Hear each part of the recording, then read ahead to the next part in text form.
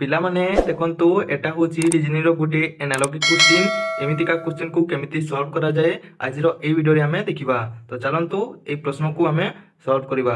प्रथमे अछि जेमिति 14 को एठी न लेखा जायछि सही पुरी 26 को एठी कोन लेखा जिवो। तो ए क्वेश्चन टी केमिति हिची देखो जते बेले हमें डिफरेंस देखिबा जदी 14 रो हमें 9 को जिबा तो हमें -5 करिले 9 आसी जिवो किंतु सही पुरी 26 रे जदी हमें -5 करिबा तेबे एठी आसीबो आपनकर 21 आसीबो किंतु 21 आम ऑप्शन रे ही नाही। तो एठी कोन हेछि देखो क्वेश्चन टा जते बेले हमें 9 को 2 रे गुणीबा एवं सेथिरे हमें जदी 4 माइनस करिबा तेबे हमकु 14 मिलि जिवो। ठीक अछि जेमिति का 9 दुणे 18 माइनस 4 कर देले हमें 14 आंसर आसी जिवो। सही परी हमें केते ना 15 को गुणीबा 15 गुणन 2 करिबा 15 गुणन 2 समान आपन 30 आसीबो 30 रे हमें -4 कर देबा तो आसी जिवो केते ना 26 आंसर आसी जिवो। तो आंसर आपनकर 15 ऑप्शन टा राइट हे जिवो। ठीक अछि।